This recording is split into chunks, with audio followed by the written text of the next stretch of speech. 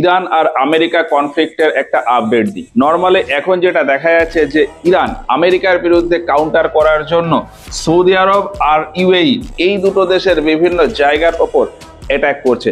আর সেই রকমই একটা ঘটনা ঘটেছে গত 16ই মার্চ দুবাইতে, দুবাই ইন্টারন্যাশনাল এয়ারপোর্ট। দুবাই এয়ারপোর্টে আমেরিকার একটা ফুয়েল ট্যাঙ্ক ছিল।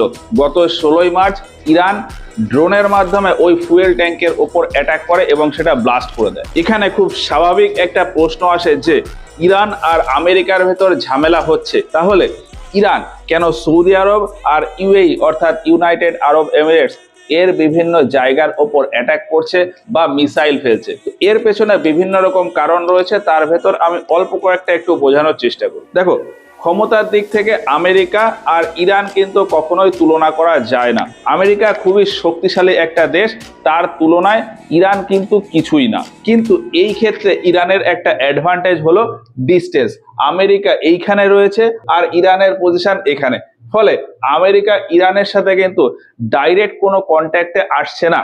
আমেরিকা ইরানের ওপর যে সমস্ত মিলিটারি অ্যাটাক করছে সেটা নর্মালি এই আরব দেশগুলোতে আমেরিকার যে সমস্ত মিলিটারি বেস রয়েছে সেখান থেকে অ্যাটাক হচ্ছে। ফলে ইরান এই সমস্ত দেশে যে যে জায়গাতে আমেরিকার মিলিটারি বেস রয়েছে সেই সব জায়গার ওপর অ্যাটাক করছে, যেটা ইরানের পক্ষে তুলনামূলক অনেক ইজি। এখন ইরান এই সমস্ত জায়গায় মিলিটারি বেসগুলোর উপর অ্যাটাক করলে তার লাভ কোথায়? তার লাভ হলো এই সমস্ত দেশে ইউএস এর যে মিলিটারি বেস রয়েছে সেগুলোর উপর অ্যাটাক করলেও আলটিমেটলি আমেরিকার তো লস হবে, তার সাথে সাথে কিন্তু ওই সমস্ত জায়গাগুলো যেহেতু এই আরব দেশগুলোর ভেতরে রয়েছে, ফলে এই আরব দেশগুলোর ইনফ্রাস্ট্রাকচারের উপরেও প্রভাব পড়বে এবং তাদের ইকোনমিতেও প্রভাব পড়বে। আর ইরান চাইছে সেই ইকোনমিক ইনফ্রাস্ট্রাকচারের উপর প্রভাব ফেলতে, কারণ এই আরব দেশগুলোর ইনফ্রাস্ট্রাকচারের উপর যদি প্রভাব পড়ে সেক্ষেত্রে এই আরব দেশগুলো আমেরিকাকে বাধ্য করাতে পারবে যাতে এই যুদ্ধ থামিয়ে দেয় বা এই অ্যাটাকিং থামিয়ে দেয়। আর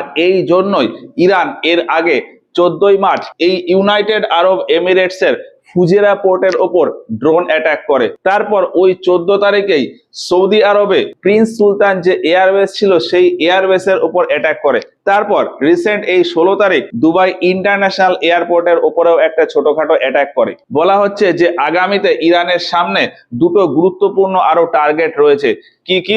একটা হলো এই ইউএই এর ভেতর আবুধাবি শহর, আর এই রাস্তাটা অর্থাৎ বাব আল মান্দেব এই প্রণালীটা এই আবুধাবি টার্গেটে রয়েছে, কারণ এই আবুধাবিতে আমেরিকার একটা খুব গুরুত্বপূর্ণ মিলিটারি বেস রয়েছে যার নাম হলো আল দাফরা এয়ারবেস।